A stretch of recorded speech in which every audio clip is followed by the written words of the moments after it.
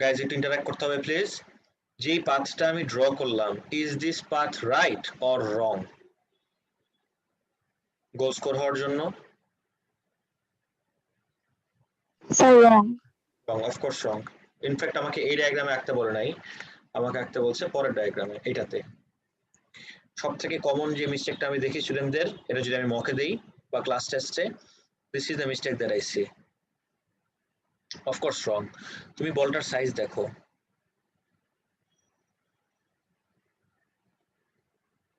এটা বলের সাইজ। যদি এখান দিয়ে যাও, এই পাথ যদি তুমি দেখাও, দেখো তো বলের এজটা এই রিং এর এজে বাড়ি খেয়ে নিচে পড়ে যাবে, আর উল্টা দিকে চলে যাবে। there is no way a goal will be scored. দেখতে যদিও পাথ ঠিক মনে হয়, but this is absolutely a wrong path. The path should be like this.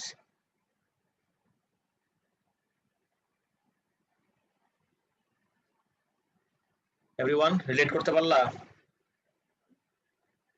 Guys, is it clear for everyone? এটা? Yes, sir. G sir. Okay. A student is given the following information for a particular attempted goal. Initial velocity 4.5, release angle of ball from horizontal dawa, horizontal distance from center of ball to center of the ring. Horizontal distance ta holo, this is what they meant, center of the ball to center of the ring, a distance.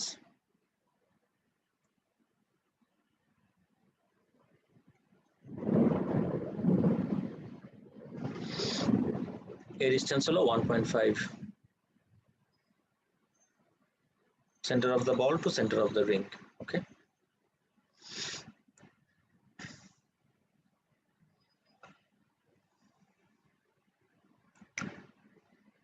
release angle of the ball, horizontal distance from eta dawa, show that the time taken to travel the horizontal distance. Guys, jotobar, you know this is a question from projectile motion, right? Jotobar projectile motion er question আসবে, তোমার responsibility কি? Your sole responsibility is horizontal আর vertical কে separate রাখা। যেহেতু আমাকে একদম specifically horizontal distance বলছে, দেখো যেহেতু একদম স্পেসিফিক্যালি হরিজন্টাল ডিসটেন্স বলছে, এই জন্য this is the horizontal distance. Horizontal ওয়ার্ডটা শোনাতে আমার কোন অ্যাসপেক্ট অফ দ্য মোশন নিয়ে কাজ করতে হবে? I'll have to work with the horizontal aspect of the motion. Now you tell me guys, horizontal aspect of the motion, একটাই equation আছে। What is the equation? Speed equals distance divided by time. Horizontal aspect, this is the only equation. Speed equals distance by time. So that the time taken to travel the horizontal distance of 1.5 meter is about 0.7 seconds. Time বের করতে বলছে, তো টাইমের জন্য কি কি জিনিস লাগবে আমার? স্পিড আর ডিস্টেন্স। স্পিডটা কি হবে গাইজ দেখো, 4.5, তো 4.5 at an angle of 60,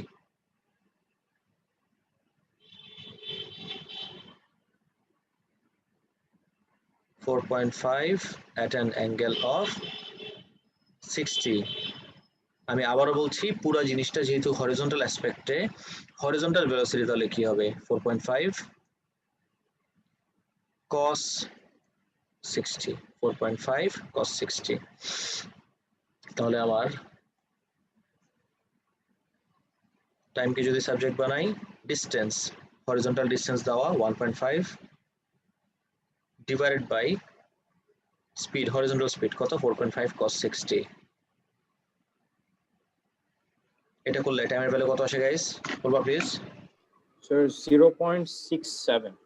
0.67, 0.67 seconds. Always remember, show that question A always, এটা কোনো এক্সেপশন নাই, সব সময় show that question গুলাতে যেই যত সিগনিফিকেন্ট ফিগার থাকে at least এক সিগনিফিকেন্ট ফিগার বেশি দিতে হয়। এটা হলো আমার 1 সিগনিফিকেন্ট ফিগার ছিল, আমি অ্যান্সার দিতে হবে at least 2 সিগনিফিকেন্ট ফিগারে। Always remember this. তারপরে বললো calculate the vertical displacement of the ball when it has traveled a horizontal distance of 1.5 meter and hence comment whether the goal will be scored.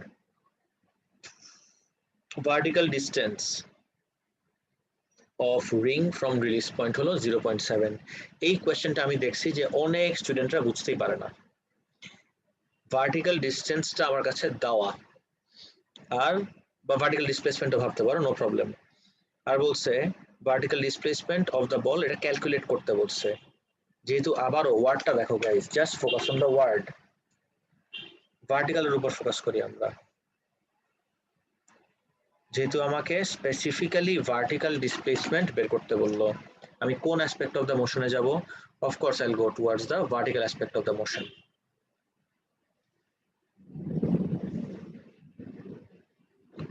of course I'll go towards the vertical aspect of the motion now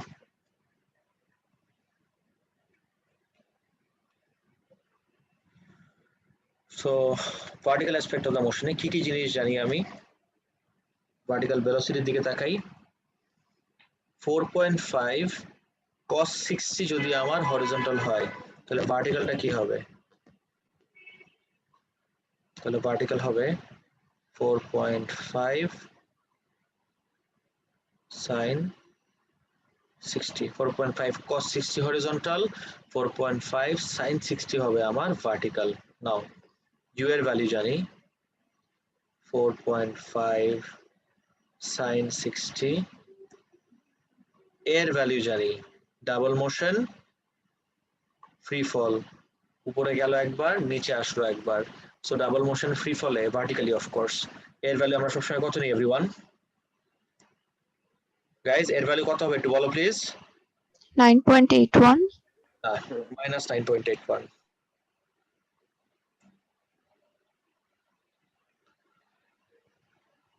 lucky for me আমি কিন্তু টাইমটা জানি I know the time আগের পার্টে and you can clearly see যখন এই point পর্যন্ত এসে তুমি আটকায় যাবা জাস্ট ইমাজিন যে তুমি এক্সাম দিতে বসছো জাস্ট মনে করো তুমি এক্সাম দিতে বসছো এই পর্যন্ত এসে ইউ আর স্টাক তোমার রেসপন্সিবিলিটি কি কোন কোশ্চেনে আছো সেটা দেখা you are in question number 2 question number 2 তে কেন মানে পার্ট 2 তে কেন why is it not in C B এর 1 এর পরে 2 তেই কেন এটা দিল নিশ্চয়ই বি এর 1 এর সাথে কানেকশন আছে এই যে বি এর 1 এ আমি টাইমটা বের করছিলাম প্রজেক্টাইল মোশনের একটা অনেক ইম্পর্টেন্ট ফিচার হলো এই টাইমটা হলো আমার মিউচুয়াল বেসিক্যালি হরিজন্টাল আর ভার্টিক্যাল মোশনে আমার এই সেম টাইম লাগে তাহলে টাইমের ভ্যালু কত 0.67 সেকেন্ডস আমার লাগবে এস কোন ইকুয়েশন মাথায় আসে গাইস এই ভ্যালুস গুলো বসানোতে কোন ইকুয়েশন মাথায় আসে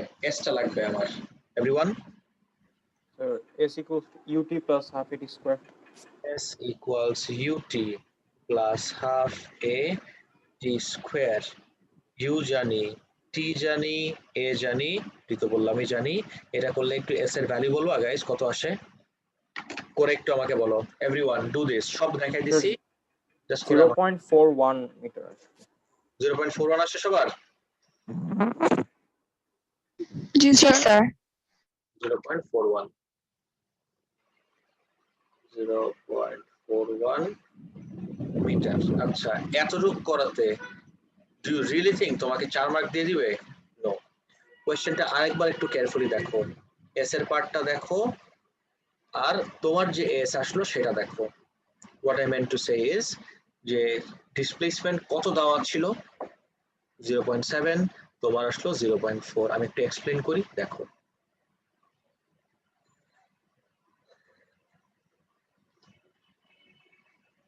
let's stick to this color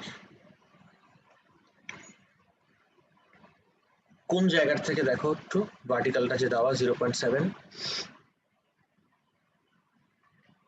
vertical distance of the ring বলছে হ্যাঁ from the release point vertical distance of the ring from the release point this is the ring from the release point এই ডিসটেন্সটা it's given 0.7 নাও খেয়াল করে দেখো আমারও যদি এই 0.7 ই আসতো এই ভার্টিক্যাল ডিসপ্লেসমেন্টটা আমি তো ডিসপ্লেসমেন্টই বের করলাম আমারও যদি এই 0.7 মিটারই আসতো কোনো প্রবলেম ছিল না আমার আসছে কত 0.4 মিটার এটা আমার 0.7 এই মাঝখানে 0.35 0.4 should be somewhere over here আমার আসছে এই ভ্যালু এবারে কত আসছে 0.41 মিটার। গাইস দেখো তো এতটুকু বুঝতে পারলা নাকি? আমার আসছে মানে অ্যাকচুয়ালি এতটুকু পর্যন্ত আসবে ভার্টিক্যাল ডিসপ্লেসমেন্ট। গাইস ব্যাপারটা কি ক্লিয়ার? সো এই পার্টটাই যদি আমি এই জায়গায় প্লেস করি তার মানে কি আমার দরকার ছিল এতটুকু পর্যন্ত আসা, এতটুকু তো আসেই নাই, ডিপটার পরে এতটুকু আসছে, এই লেভেল পর্যন্ত আসছে। তাহলে আমার অ্যাকচুয়াল পাথ কোনটা টেক করবে দেখো, this is the path that the ball takes. Ask me right now guys, এতটুকু পার্ট ফিগার আউট করতে কারো কোনো কনফিউশন হচ্ছে নাকি? এন্ড ট্রাস্ট মি, তোমার কাছে মনে হতে পারে দূর এখন তো আমি বুঝছি, যদি বুঝে থাকো তুমি মনে করবে এটার কপি করার দরকার কি, তুমি যখন 2 দিন পরে রিভিশন করবা কখনো তোমার এটা মাথায় আসবে না। আমার সাজেশন হলো এটা একটু কপি করে রাখো, এই ডায়াগ্রামে একটু অ্যাড করে রাখো এই জিনিসটা। Calculation is very easy, but এই ভ্যালুটা এন্ড এভরিথিং একটু কপি করে রাখো, বোঝার জন্য ইজিয়ার হবে। দিস ওয়াজ 0.41 মিটার, একটু কপি করে রাখো and let me know when you're done। তাহলে তুমি বলো যদি 0.7 পর্যন্ত যেত তাহলে গোল স্কোর হইতো, 0.7 তো যায় নাই, 0.4 পর্যন্ত গেছে, গোল স্কোর হচ্ছে না আবার, তাহলে কি হবে? The ball will hit the net, ball শুধুমাত্র নেট হিট করবে।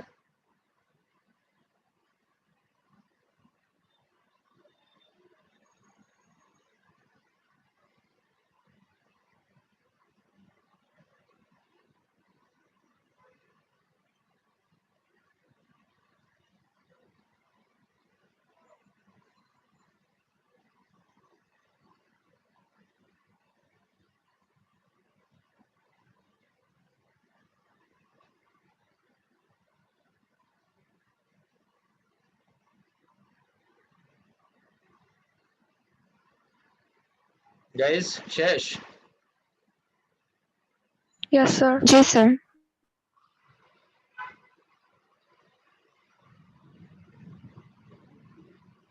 Okay, so let's move on. Question দেখি, explain how air resistance would have affected the calculation in B1. Air resistance কিভাবে তোমার B1 এর ক্যালকুলেশন কে এফেক্ট করবে? Tell me something guys, B1 এ কি বের করছিলা? Go back, যখনই এরকম কোয়েশ্চেন করবে আগে দেখে নাও B1 এ কাকে নিয়ে কথা হচ্ছিল, time. B1 A what you had find out was time. Now let's come on here, explain how air resistance B1 এ টাইমটা তুমি কোন অ্যাসপেক্ট থেকে বের করছো? I repeat, B1 এ টাইমটা তুমি কোন অ্যাসপেক্ট অফ দ্য মোশন থেকে বের করছো? I meant to say, was it from the horizontal aspect or from the vertical aspect? তাড়াতাড়ি guys. Horizontal. Okay. তো horizontally ইকুয়েশন তো একটাই, speed equals distance by time.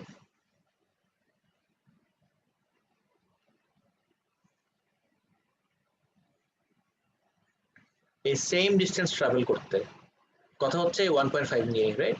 এই সেম ডিস্টেন্স ট্রাভেল করবা, but আমার যদি এবার এয়ার রেজিস্ট্যান্স থাকে, air resistance, the moment you bring in air resistance, you know air resistance এর কারণে স্পিড কি বাড়ে নাকি কমে? এভরিওয়ান, কমে। স্পিড যদি কমে যায় তাহলে এই সেম ডিস্টেন্স ট্রাভেল করতে টাইম কি লাগবে? বেশি।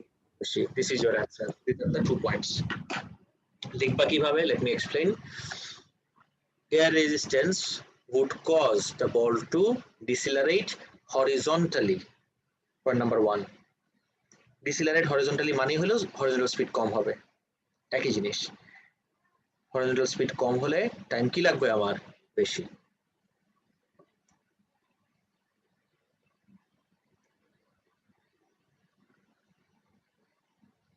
Guys, is it clear সবার? দুটা পয়েন্ট।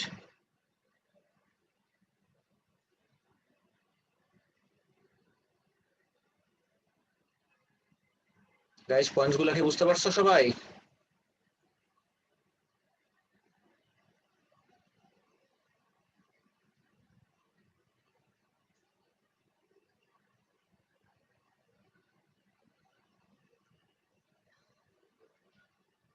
ওকে, তারপর যাই।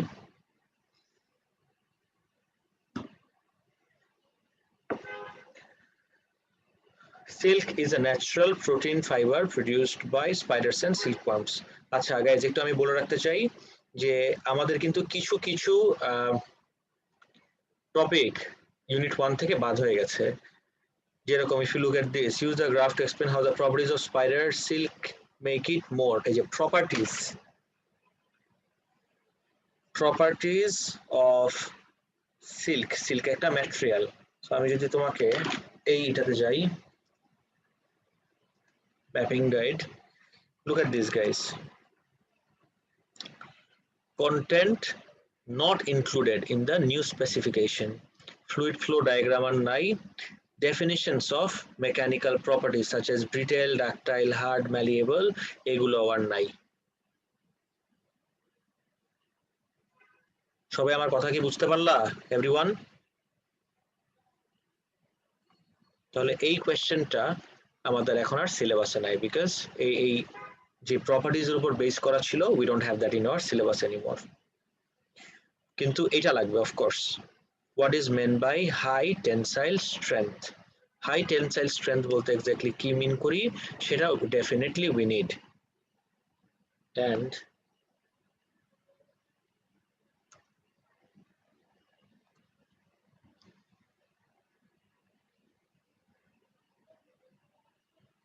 not this. আমি তোমাদের লেকচার দেওয়ার পরে আরেকটু আপডেট করছি এই লেকচারটা। If you want I can upload that as well. এটা মে ব্যাচের জন্য একটু আপডেট করছি।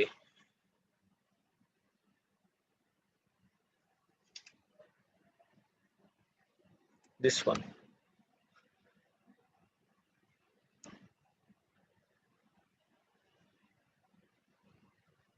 এগুলো তো তোমাদের ছিলই, কিন্তু আমি আরেকটু আপডেট করছি। এই যে স্পেশালি এই জায়গাটা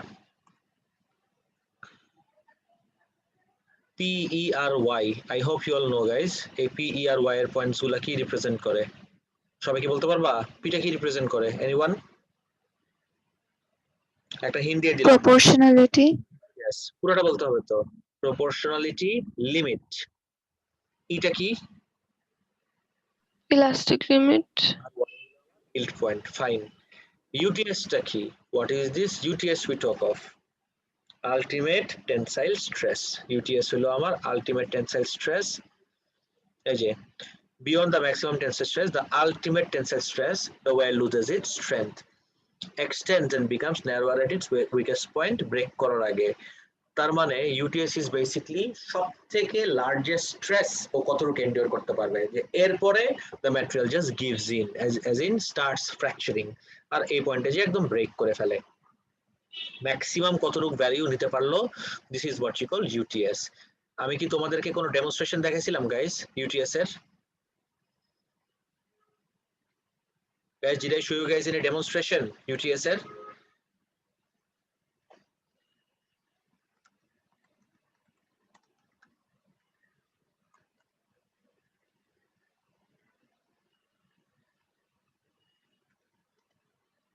স্যার মনে হয় না।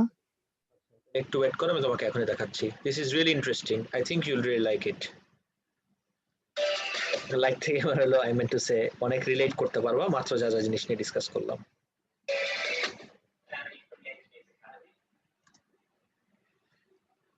আমি একটু let me share my screen. Take a look at this guys. Hello there, my name is Andy from the Engineers Academy, and today we're at Tyne Technical College in order to conduct some material tests. And the test that we're going to be looking at today is the ultimate tensile strength test. We're going to be testing 3 materials. First of all, we're going to test a sample of brass. Secondly, we're going to test a sample of bronze. And thirdly, we're going to test a steel sample. Now, the piece of machinery that we're going to use is the tensile test machine, as you Tensile test machine. can see here. And when we begin the test, each of these samples of material is going to be loaded between these chucks on the tensile test machine. Chucks on the tensile test machine begin to move apart at a given দেখো tensile, কিন্তু tensile মানে কি, ফোর্সটা কোন টাইপের হবে, tensile force, তার মানে ফোর্সটা will try to pull the two ends apart. In speed.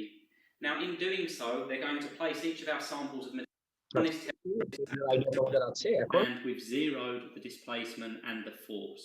So now what we're going to do is begin the test and see what happens to our sample of brass.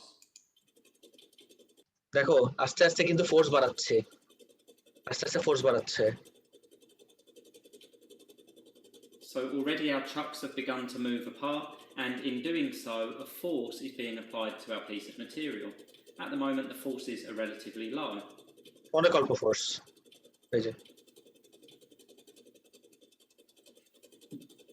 Now, as the piece of material begins to pick up the tension, we're going to see the force begin increasing fairly rapidly. So already এবার ধরা খাইছে, দেখো আস্তে আস্তে এটা লেন্থটা কিন্তু increase করা start করবে। Take a look over here. we're at 500 newtons, 1000 newtons, and we're going to continue seeing that increasing as the test continues. দেখো তো somewhat straight line to the origin, কিন্তু মানে প্রথম দিকে কিন্তু ও কিভাবে করতেছে, Hooke's law. Now, one of the things that's worth mentioning is as that graph is rising linearly, we have elastic deformation. We have elastic deformation. Interesting. তার মানে কি এখনো ও Hooke's law করতেছে। What that means is if we were to take that force off of that piece of material, it should in theory return back to its original length. However, when that graph stops being linear, and we're starting to see that now, that piece of material is no longer being deformed by elastic deformation, and it moves into the plastic deformation range. Now, plastic deformation is permanent deformation. It means that that test piece will never return back to its original length, even if we were to remove the load from it. Guys, একটু ফোর্সের ভ্যালুটা দেখো, just look at the force value, 5000 এর উপরে Newton. What that means is our piece of material here is being permanently deformed, and its yield strength has been exceeded. Now, there's a difference between yield strength and ultimate tensile strength. Yield strength is the point where the piece of material is permanently deformed, and ultimate tensile strength is the point where the maximum load is achieved. So we can see that the piece of material yielded at perhaps 2000 newtons, and we're going to see that the ultimate tensile strength is much higher than that, but we're well into plastic deformation at this point. Now, as we look at the sample, we can clearly see that it's been stretched, and at this point here, our sample of material is being stretched by 12 millimeters. The rate that it's being stretched is 5 millimeters every minute. So we're seeing quite a significant amount of stretch there. But remember, this piece of material is no longer suitable to be used because it's permanently deformed. We're going to see something different happen now. As that tension gets higher and the ultimate tensile strength is being approached, we're going to begin to see some changes to the sample of material. And what we will begin to see happen is something called necking. Okay guys, necking কিন্তু আমাদের সিলেবাসে আছে, please খেয়াল করে দেখো নেকিং জিনিসটা কি। You would C একটা পয়েন্ট ন্যারো হওয়া স্টার্ট করছে, একটা পয়েন্ট ধরে ন্যারো হচ্ছে, সো যেই পয়েন্টটা ধরে ও ন্যারো হওয়া স্টার্ট করে সেই পয়েন্টটাকে উই কল, মানে এই পুরো প্রসেসটাকে বলে আমরা নেকিং। And essentially what necking is at some point along that sample, the diameter of our piece of material is going to reduce at the point where it's going to fracture. And I think we're going to see this pretty soon.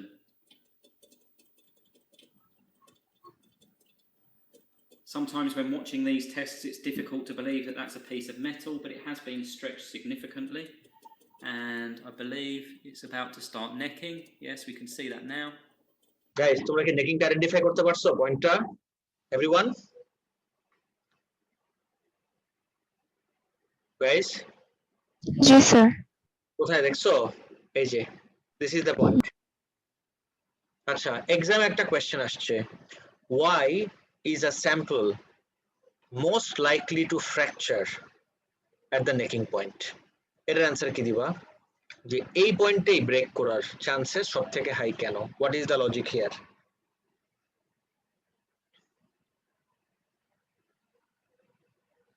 No idea, try তো করো।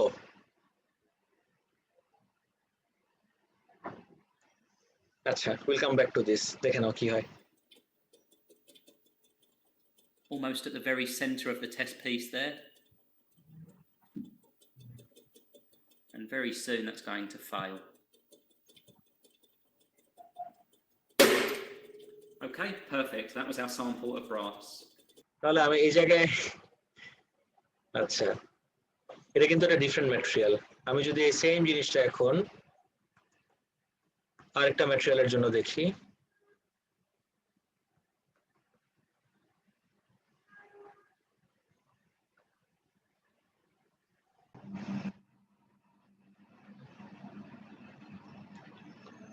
No. Guys, সবাই কথা শুনতে পারতেছো? Everyone? জি sir. Okay, okay. So, এটাই বললাম যে একদম highest value of stress endure করতে পারছে ব্রেক করার আগে সেটাকে আমরা বলি ultimate tensile stress. This is the idea, guys. Now coming back. So, high tensile strength মানে কি? টেনসাইল স্ট্রেংথ মানে হলো যেই ফোর্স নিতে পারে ব্রেক করার আগে or highest value of force নিতে পারে ব্রেক করার আগে। আচ্ছা এখন আমি তোমাকে দুইটা গ্রাফ আঁকে দেখাই তাহলে আমার মনে হয় রিলেট করতে ইজিয়ার হবে। This is stress, this is strain. একটা স্ট্রেস স্ট্রেন গ্রাফ দেখলাম এরকম আর একটা স্ট্রেস স্ট্রেন গ্রাফ দেখলাম এরকম A and let's say B. Now if I ask you between A and B, okay, I repeat guys, now if I ask you between A and B, who or which one has a higher tensile strength, A naki B, what would you say?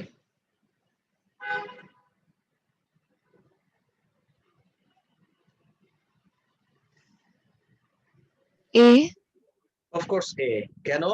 Because it can endure a large stress before breaking. Guys, ask me right now, ekdom puropuri clear hoye thakle ei concept ta. It can endure a large stress before breaking. Ek mark, this is your answer. দেখো তো break করার আগে এই y axis এর নাম কি stress তাহলে b কিন্তু এত হাই স্ট্রেস পর্যন্ত নিতে পারে না এন্ডিওর করতে পারে নাই অল্পতেই ব্রেক করছে whereas a একটা অনেক লার্জ স্ট্রেস এন্ডিওর করতে পারছে ব্রেক করার আগে এইটা আমার breaking point by the way so high tensile strength মানে কি which can endure a large stress before breaking. Achha, use the graph to determine Young modulus of spider silk for small stress. কার জন্য বলছে specifically দেখো spider silk এর জন্য বলছে okay let's go back spider silk okay tell me now guys for small stress একটা ছোট্ট জিনিস দেখাবো খুবই ইম্পর্টেন্ট হবে এই কনসেপ্টটা দেখো এটা মুছে দেই কি গ্রাফ দেখো তো guys this is a stress strain graph আমাকে ইয়াং মডুলাস বের করতে বলছে না they specifically asked me to determine the Young modulus okay tell me now guys Young modulus stress strain graph এর কোন ফিচারটা আমাকে দেয় everyone gradient of course আর আমাকে স্মল স্ট্রেসের জন্য বলছে একটা অনেক কমন মিস্টেক যেটা স্টুডেন্টরা করে আমি তোমাকে দেখাই দিচ্ছি and this is perhaps the most common mistake the students make এরকম একটা লাইন আঁকে তুমি বলবে হ্যাঁ আমি তো এটাই করব আচ্ছা এক্সপ্লেইন করতেছি এই লাইনটার কালারটা একটু চেঞ্জ করে দেই let's make it red আর একটু বাড়ায় দেই let's make it 1 হ্যাঁ চলবে তুমি যদি এখন এই লাইনটা নাও এই লাইনটার গ্রেডিয়েন্ট বের করো ইটস নট রং বাট তুমি দেখবা ভেরি লাইকলি তোমার অ্যান্সার রেঞ্জের বাইরে চলে আসবে কেন হোয়াট ইজ রং তুমি যদি এই যে এই লাইনে একটা আঁকলাম এবার এইটার গ্রেডিয়েন্ট বের করি প্রবলেমটা কি আমাকে তো স্মল স্ট্রেস বলছে আর স্মল স্ট্রেস হলে এই লাইনই ঠিক আছে এতটুকু পর্যন্তই ঠিক আছে দ্যাটস ফাইন আর তারপরও আমার অ্যান্সার কেন রেঞ্জের বাইরে আসবে এনি আইডিয়াস একটা না একটা মিস্টেক হচ্ছে can you identify what that mistake is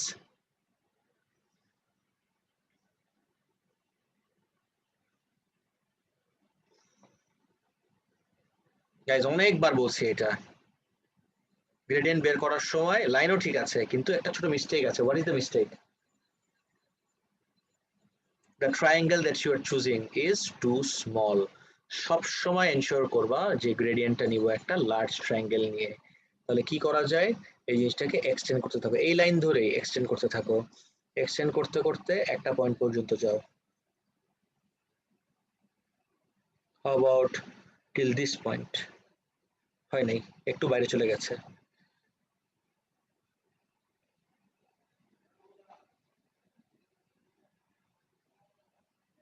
Yes, perfect. Tell me now guys, how do I work with this? Why did I extend the line so much? এই extend করার কি কোনো দরকার ছিল? extend না করলেও কি হইতো? Anyone? Do you not remember যে fx গ্রাফ থেকেও, fx গ্রাফেও যদি আসে, fx গ্রাফ থেকে স্প্রিং কনস্ট্যান্ট বের করার কি কি রুল ছিল? Gradient of the graph using the linear section, আর একটা পয়েন্ট কি ছিল? Using a large triangle. তুমি যে ট্রায়াঙ্গেলটা নিবা, you have to ensure that this is a large one. Ask me right now guys, এতটুকু নিয়ে কারো কোনো কনফিউশন আছে নাকি? Everyone, is it clear? Large ট্রায়াঙ্গেলের পার্টটা ওকে ফাইন। ওকে, তাহলে নেক্সট রেসপন্সিবিলিটি হলো এই জায়গাটা দেখা। 5টা ব্লক 20 রিপ্রেজেন্ট করে, তাহলে একটা ব্লক কত রিপ্রেজেন্ট করবে? যদি 5টা ব্লক 20 হয়, what will one block represent? Anyone? Guys, 5 blocks, 1 2 3 4 5, 5 blocks represent 20, তাহলে one block কত রিপ্রেজেন্ট করবে? 4. This is already 100. This is already 100. 104, এটা কত হবে? 108, আর এটা everyone, এই ভ্যালুটা কত হবে একটু বলতে পারতেছো আমাকে? 112 কিন্তু মেগাপ্যাসকেল, খেয়াল রাখো 112 মেগাপ্যাসকেল। 112 ডিভাইডেড বাই, এটাতে গেল আমার স্ট্রেস, -0 দিতে পারো, নো প্রবলেম, ডিভাইডেড বাই স্ট্রেনে আসো over here. This is 0.05, this is 0.1, 0.05 আর 0.1 এর মাঝামাঝি ভ্যালুটা কত হতে পারে? 0.0, everyone?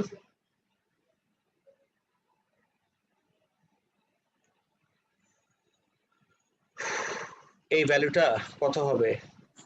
0.075. Right, 0.075 minus 0, এখান থেকে এই যে এটা change in y axis divide by change in axis, -0 না দিলেও কোনো কিছু যায় আসতো না। এটা করলে আমাকে ভ্যালু বলবা কত আসে?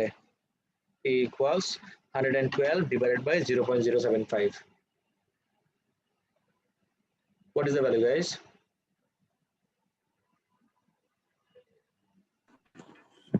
So 1493. আচ্ছা 1493 মেগাপ্যাসকেল, কিন্তু খেয়াল রাখো মেগা মানে হলো টাইমস 10 টু দ্য পাওয়ার 6, তাহলে কত আসবে? 1.49। আর তোমাদেরকে আমি আগেও বলছি যে সবসময় ফাইনাল অ্যান্সারটা দিবা টু সিগনিফিকেন্ট ফিগারে। 1.49 কে তুমি 2SF এ রাউন্ড অফ করো তো কত আসে তাহলে? 1.5 টাইমস 10 টু দ্য পাওয়ার কত আসে করে দেখো তো, মেগা মান হলো টাইমস 10 টু দ্য পাওয়ার 6, তাহলে ফাইনালটা কত আসে? 10 to the power 9. 10 to the power 9, Young মডুলাসের ইউনিট হলো pascal. 1.5 times 10 to the power 9, and let me show you, একটা সেকেন্ড দাঁড়াও, let me show you the mark scheme, তাহলে তুমি আরেকটু কনফিডেন্স পাবা। This is Jan 15 mark scheme unit 1. Check this out guys. কত নম্বরে ছিলাম আমরা? এই যে এক্স্যাক্টলি 1.49 নিয়ে আসছে আমাদের, আর 2SF এ রাউন্ড অফ করলে 1.5, একটা রেঞ্জে দিছে 1.45 থেকে 1.65 পর্যন্ত, বাট দেখো তো একটু এদিক সেদিক হইলেই this goes out of the range. আমি যদি একদম স্মল একটা ট্রায়াঙ্গেল নিয়ে করতাম, এটা লিনিয়ার সেকশনই, বাট খেয়াল করে দেখো তো গাইস, এটা করছি একদম পারফেক্ট এতটুকু পর্যন্ত। Guys, I would highly recommend everyone to make this line on their script. তোমরা যদি স্ক্রিপ্ট ডাউনলোড করে থাকো বা কোয়েশ্চেন পেপার সাথে থাকে, প্লিজ এই লাইনটা একটু ড্র করে নাও। কতটুকু পর্যন্ত আমি করছি দেখো, 112 আর 0.075 পর্যন্ত একটু করে নাও, তারপর আমি দেখাচ্ছি একটা জিনিস।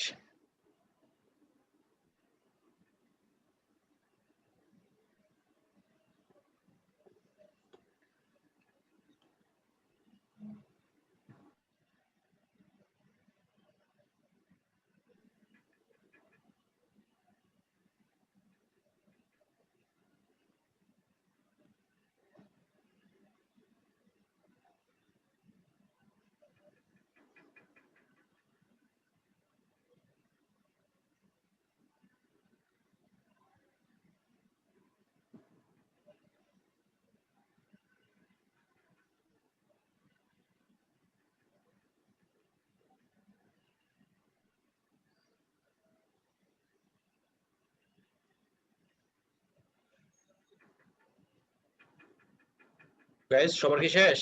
এভরিওয়ান মার্ক করে রাখছো? জি স্যার। এটা এই যে আমি স্পেসিফিক্যালি ভ্যালুটা পর্যন্ত বলছিলাম, 112 আর 0.075 যেন আসে, এটা পর্যন্ত বলছিলাম। এখন একটা কমন মিস্টেক দেখো, কত মার্কের কোশ্চেন ছিল এটা? Guys, did you all notice কত মার্কের কোশ্চেন ছিল এটা? I think this was 2 marks. 2 marks. Okay, 2 marks. দেখো অনেক খাটনি, কিন্তু 2 মার্কের জন্য আসলেই অনেক খাটনি। সো এত কিছু করে তুমি যদি লেটস সে বাই মিস্টেক এতটুকু পর্যন্ত নিতা,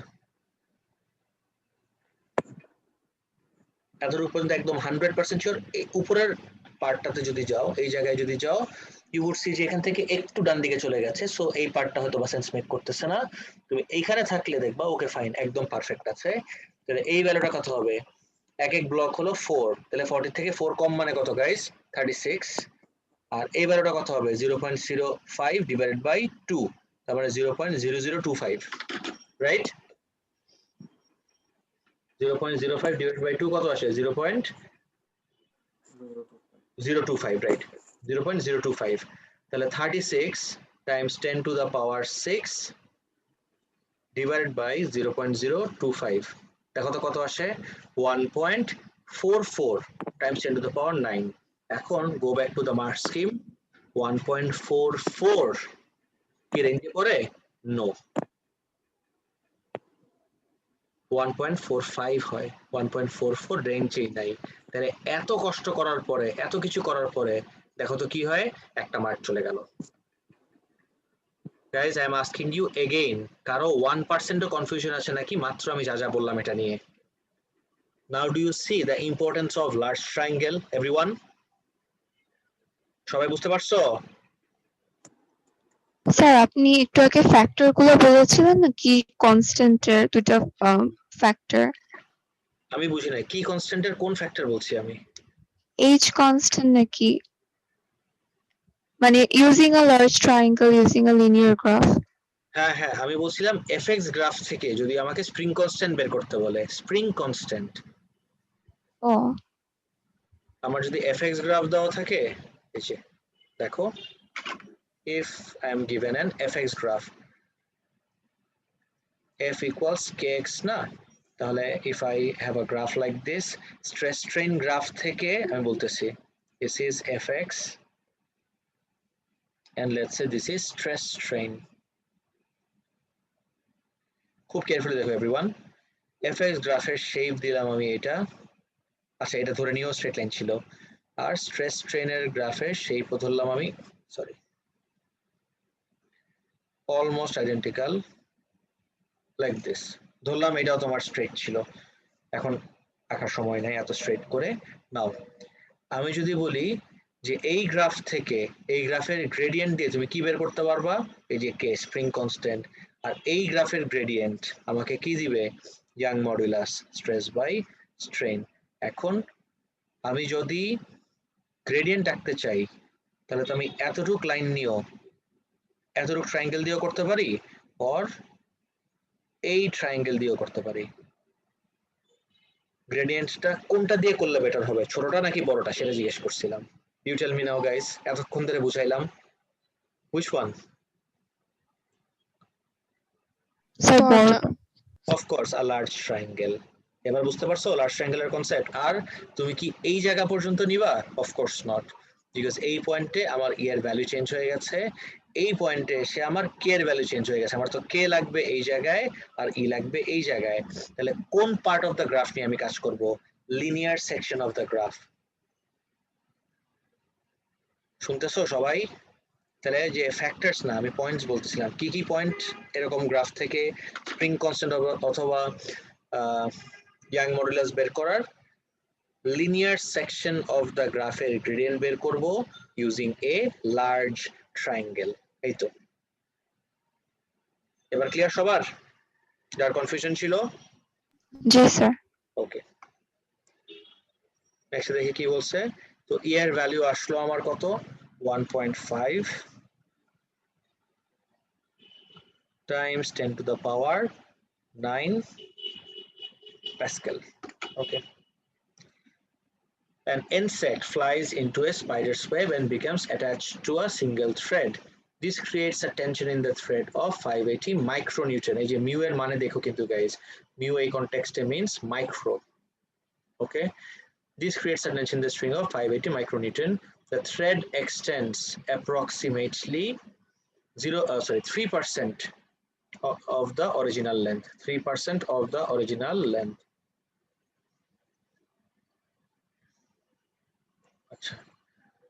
The thread extends by approximately 3% of the original length. Calculate the radius of a thread of spring spider silk. আচ্ছা, hear me out everyone. খুব কেয়ারফুলি এই পার্টটা একটু খেয়াল করে দেখো।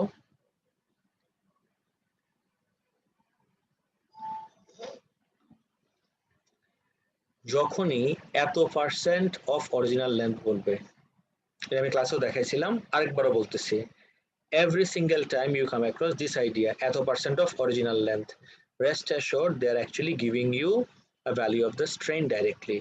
3% of the original length মানে হলো strain equals 3%. Now tell me guys, percent থেকে আমরা কিভাবে exactly decimal এ convert করি? Everyone, how exactly do we convert percentage to decimal? তাড়াতাড়ি। 3% মানে হলো 3 times, sorry 3 times না, 3 divided by 100. তাহলে আমার স্ট্রেনের ভ্যালু কত আসবে? 0.03. স্ট্রেনের ভ্যালু আসবে আমার 0.03. এটা গেল আমার স্ট্রেন। নেক্সট আসুন, তারপরে বলছে this creates a tension in the thread of, tension বলতে they meant to say force. force এর ভ্যালু হলো 580 মাইক্রো, তো মাইক্রো মানে কি? Times 10 to the power, guys মাইক্রোর এটা বলতে পারবা মিনিং? টেনশন টু পাওয়ার কত হয় micro? -6. Good. Micro is always -6 times 10 to the power -6. Okay. Strain এর ভ্যালু পেয়ে গেলাম, ফোর্স পেয়ে গেলাম, ক্যালকুলেট দ্য রেডিয়াস বের করতে বলছে। ওকে, আমার সাজেশন হলো এই টাইপের কোয়েশ্চেন একটু দেখো আমি কিভাবে আগাচ্ছি। 4 মার্ক এমনি এমনি দিবে না তোমাকে, ব্রেকডাউনটা দেখো আর কত নাম্বারে দিছে কোয়েশ্চেন সেটাও দেখো। this was given in part 2. why was it given in part 2? নিশ্চয়ই ওর বিএর 1 এর সাথে কোনো কানেকশন ছিল, বিএর 1 এর সাথে কানেকশন না থাকলে তো বিএর 2 তে কখনোই দিত না। সো দেখি এবার লিংক করার চেষ্টা করি এভরিওয়ান। লিংকটা can go like this, young modulus equals stress by strain. আরো ব্রেকডাউন করো, পুরোটা কপি করে রাখো এভরিওয়ান, আইল গিভ ইউ এনাফ টাইম। আগে দেখো, যারা পারো নাই খুব কেয়ারফুলি দেখো। স্ট্রেস বাই স্ট্রেন, স্ট্রেস মানে কি? Force per unit area divided by strain মানে কি?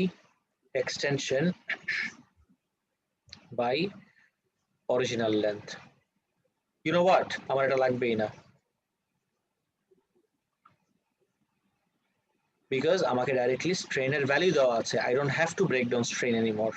I know the value of strain. স্ট্রেনের ভ্যালু কত? 0.03. তাহলে you tell me guys equals to f উপরে থাকবে, এটা কোথায় চলে যাবে? নিচে। এটা কি বুঝতেছো গাইস? এই যে নিচে চলে যাবে everyone times strain. এখন আরেকটা লেভেল ব্রেকডাউন করলেই almost will be done. f by a কি হয়? এরিয়াটা কিসের মতো? Pi r square, circular area না, টাইমস ই। আর এটাকে এখন ব্রেকডাউন করে একদম রিডিউস করে নিয়ে আসি নিচে, ই equals f by pi r square times strain. Guys, all you have to do is just make r the subject of the equation. You have to make r the subject of the equation, and I don't think I'll have to tell you how you have to do it. B2 তে দিছে, B1 এ তুমি already e এর value বের করছো, young modulus 1.5 times 10 to the power 9. e এর value জানো, force, hey, you have the force here, 580 times 10 to the power minus 6 pi, আটটাই তো বের করতে হবে। strain এর ভ্যালু জানো 0.03. guys, can you please do this for me? যার আগে পারো নাই প্লিজ এটা পুরোটা কপি করো, কপি করে আটটাকে আমাকে সাবজেক্ট করে দেখাও। আমি দেখছি একটু লেন্থি ক্যালকুলেশন হলে স্টুডেন্টরা মিস্টেকের পর মিস্টেক করা স্টার্ট করে। Do this right now and give me the value of r, তাড়াতাড়ি please, I am waiting.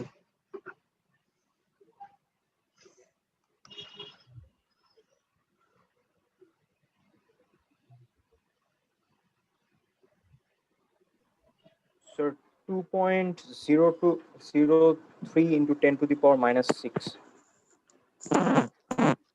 2.06 3, sir. 2.03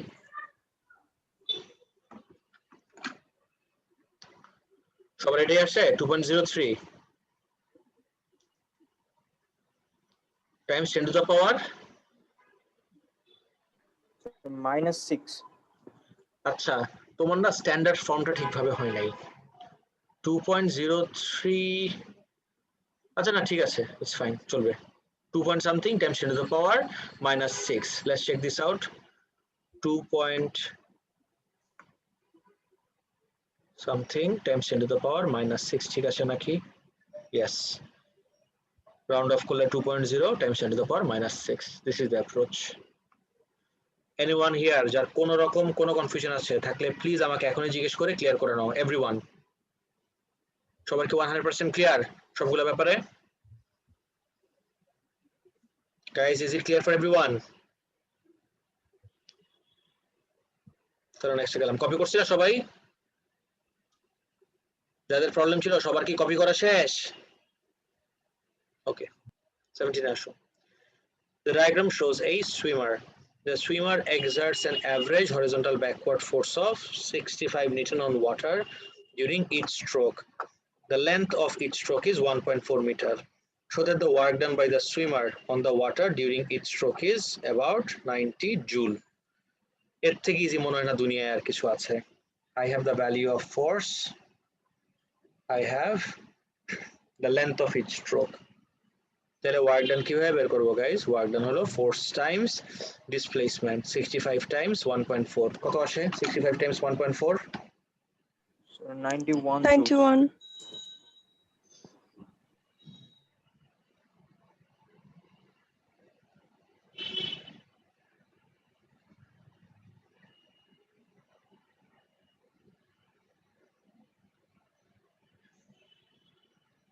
91. joule. এটা আমার আর করার দরকার নাই, it's pretty easy. The stroke rate of the swimmer is 55 strokes per minute. Calculate the power developed by the swimmer's arms. Sir এটাও মানে super easy. সবসময় কানেক্টিভিটিটা দেখবা guys, this is the biggest suggestion I have while working with unit 1 and 2 as well. কানেক্টিভিটিটা দেখো, this question is in A2. A2 তে দেওয়ার মানে কি guys? কোনো না কোনো কানেকশন আছে কিসের সাথে, কার সাথে? A1 এর সাথে। A1 এ তুমি একটা স্ট্রোক, এইচ স্ট্রোকের জন্য 1 স্ট্রোক,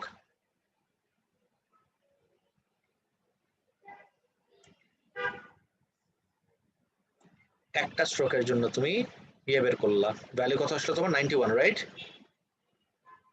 ওকে, একটু তাকায় দেখি, একটা স্ট্রোকে যদি 91 জুল হয় তাহলে 55টা স্ট্রোকে 55 স্ট্রোকে কত এনার্জি হবে গাইস? টোটাল এনার্জি তাহলে কত হবে? 55 টাইমস 91। এটা কি বুঝতেছো ইউনিটারি মেথড এভরিওয়ান? জি স্যার। কিন্তু আমাকে তো টোটাল এনার্জি বের করতে বলে নাই, আমাকে পাওয়ার ডেভেলপ করতে বলছে, মানে পাওয়ার ডেভেলপ বের করতে বলছে। We all know power equals energy by time, কিন্তু এই এনার্জিটা তো একটা স্ট্রোকের না স্যার, এনার্জিটা তো আমার 55 স্ট্রোকের। তাহলে এনার্জি কত হবে? 91 টাইমস 55 ডিভাইডেড বাই টাইম কত পার মিনিট, মিনিটে কত হয় 60। এটা করলে কত হয় স্যার 83.4। 83.4। জি স্যার। 83.4 ওয়াট।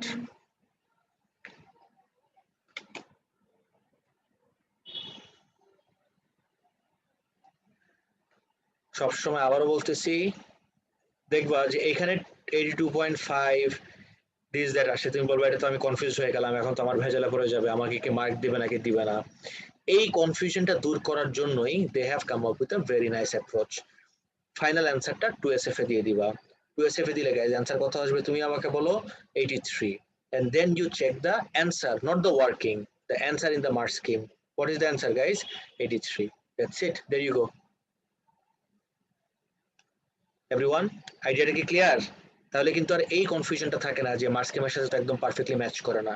মার্ক স্কিমের ওয়ার্কিং দেখা লাগবে না, মার্ক স্কিমের অ্যান্সারের সাথে তুমি 2SF এ তোমার অ্যান্সার ম্যাচ করে দেখবা, যদি সব সময় ম্যাচ করবে, তোমার যদি ওয়ার্কিং ঠিক থাকে কখনোই 2SF এ ভ্যালু চেঞ্জ হবে না, সব সময় দেখবা 2SF পর্যন্ত রাউন্ড অফ করে অ্যান্সার দিলে ভ্যালু পারফেক্টলি ম্যাচ করে, এন্ড ইউ নো তোমার অ্যান্সার তখন right. Guys, is it clear for everyone? G sir. তারপর দেখি, an investigation was carried out on the drag force acting on the swimmer.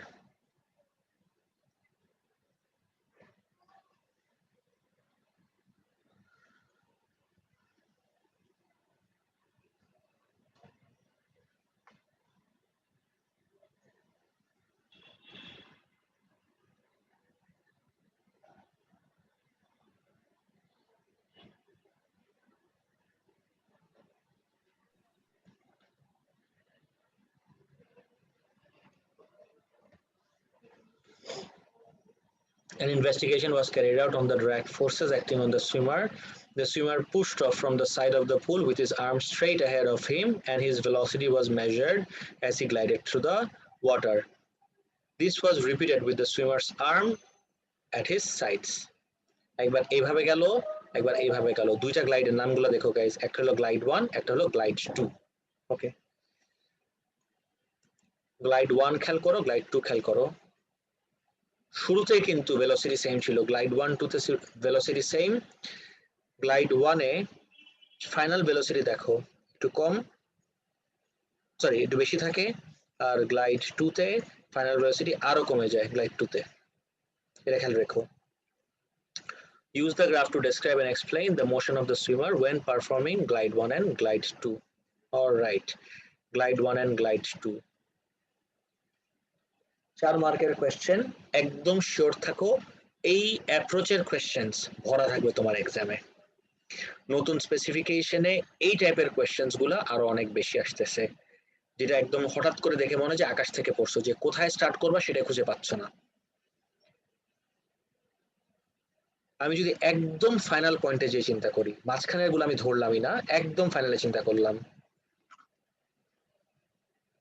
Glide 2 তে velocity আরো কম, glide 1 থেকে দূরেতে velocity decrease করতেছে, that's fine, কিন্তু glide 2 তে velocity আরো কম।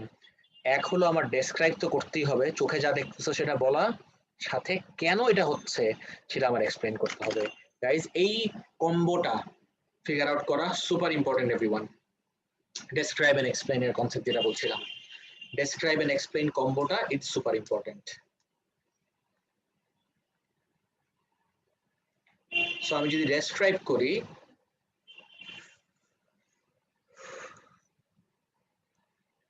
motion of the swimmer when performing glide 1 and glide 2 তুমি খেয়াল করে দেখো তো কোন গ্রাফটা এটা তো time rate of decrease of velocity যদি আমি বলি rate of decrease of velocity আরেক নাম হলো ডিসিলারেশন এভরিওয়ান প্লিজ খেয়াল করো আমার কথা লেয়ার্স গুলো দেখো অনেক অনেক ভাবে এটাকে অ্যাপ্রোচ করা যেতে পারে আগে আমার বলো তো সবাই আমার কথা শুনতেছো everyone can you all hear me properly জি স্যার ওকে ওকে নোটিস করো খুব কেয়ারফুলি নোটিস করে দেখো we'll be dealing with glide 1 and glide 2 focus আমি যদি এই দুইটাই কনসিডার করি glide 1 glide 2 describe and explain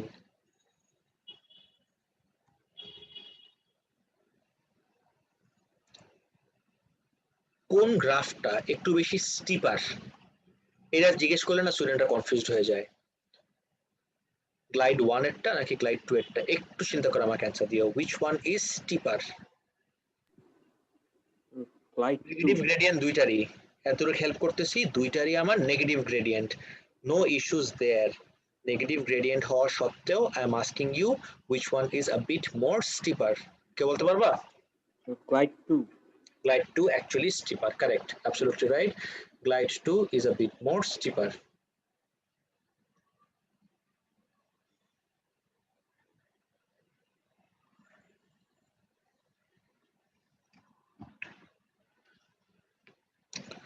glide 2 is a bit more steeper okay now gradient of velocity time graph আমাকে কি দেয় everyone আমি পুরোটা একদম পুরো কনস্ট্রাক্ট করে তোমাদের স্পুন ফিট করতেছি জাস্ট ফোকাস করো সবকিছু বন্ধ করে শুনো আমার কথা কি বলতেছি নাও আমি যে বললাম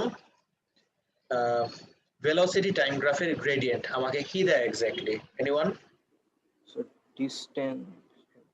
Distance. acceleration acceleration এখন ইস্যুটা হলো acceleration দেয় that's fine hear me out acceleration দেয় that's true but you have to understand gradient টা তো আমার নেগেটিভ গ্রেডিয়েন্টটা তো আমার নেগেটিভ acceleration দেয় everything is fine but the gradient itself is negative যেহেতু আমার গ্রেডিয়েন্টটা নেগেটিভ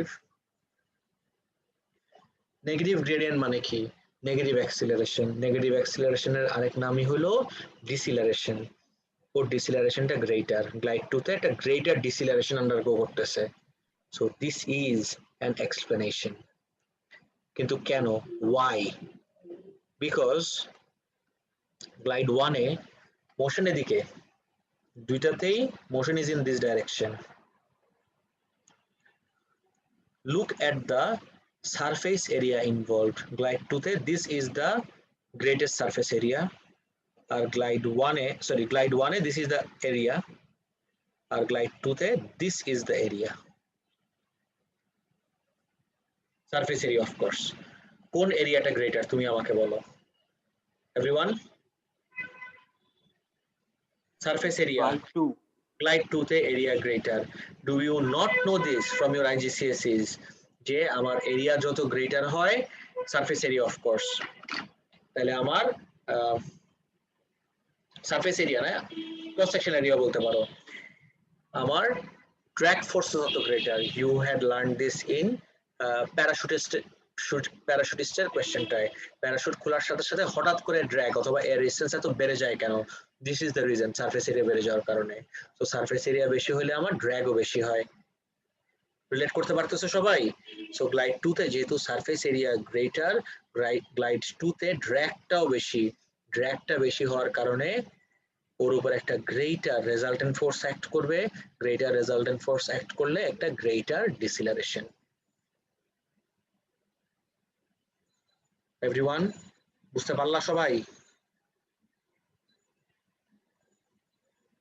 গাইস কারো কি কোনো পার্টে কনফিউশন আছে থাকলে ক্লিয়ার আপ করতেই হবে এটা খুবই খুবই ইম্পর্টেন্ট একটা কোশ্চেন স্যার বলো স্যার গ্লাইড 2 টা স্টিপার কিভাবে গ্লাইড 2 আমি এটাই বলছিলাম যে স্টুডেন্টদের একটা অনেক কমন কনফিউশন হয় স্টিপার কিভাবে you are mostly familiar with graphs like this এটা আমি অনেক একটা কমন কনফিউশন পাই স্টুডেন্টদের কাছে।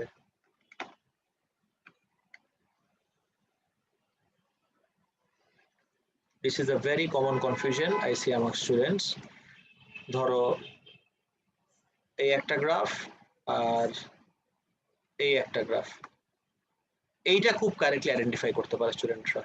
When you see these two graphs, they can identify this very correctly.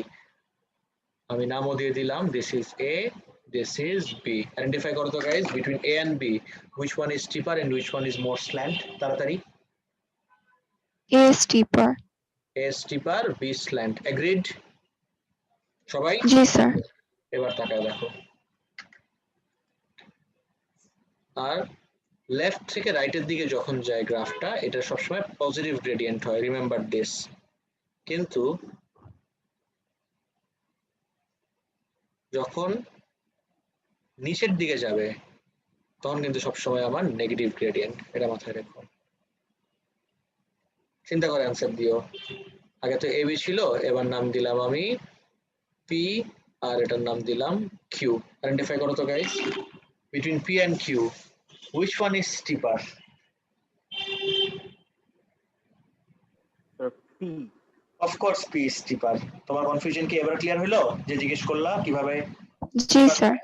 দেখো P is steeper, Q কিন্তু slant। তুমি কনসিডারটা করবা কোন সাইড থেকে দেখো। নাও এই কনসেপ্টে এবার এই জায়গায় অ্যাপ্লাই করি। দেখো তো উপর এই গ্লাইড 1 আর গ্লাইড 2 দেখো, গ্লাইড 2 টা কিন্তু আরো স্টিপার। স্টিপার মানেই ওর gradient greater, gradient of velocity time দেয় আমাকে অ্যাক্সিলারেশন, আর নেগেটিভ দেখে ডিসিলারেশন, গ্রেটার ডিসিলারেশন। কেন ওর উপরে গ্রেটার ডিসিলারেশন? বিকজ ওর উপরে greater resultant force. Greater resultant force কেনই বা ওর উপরে অ্যাক্ট করবে? বিকজ ওর উপরে ড্র্যাগ ফোর্স গ্রেটার। কেন drag force greater? Because area, cross sectional area টা হলো ওর গ্রেটার গ্লাইড 2 তে। 100% ক্লিয়ার সবার? এবার let's check out the points. Velocity decreasing, of course এটা তো দেখলামই। rate of change of velocity or deceleration, কারটা গ্রেটার? গ্লাইড 2 এর হলো গ্রেটার ড্র্যাগ ফোর্স। কেন গ্লাইড 2 এর গ্রেটার ড্র্যাগ ফোর্স? বিকজ এই যে ক্রস সেকশনাল এরিয়া হলো গ্লাইড 2 তে গ্রেটার। যে পয়েন্টস গুলো বলছিলাম সবার কি 100% ক্লিয়ার? এভরিওয়ান নেক্সটে যাব? জি স্যার। এখন প্রবলেম রয়ে গেছে কারো? ফাইন, তাহলে নেক্সটে যাই।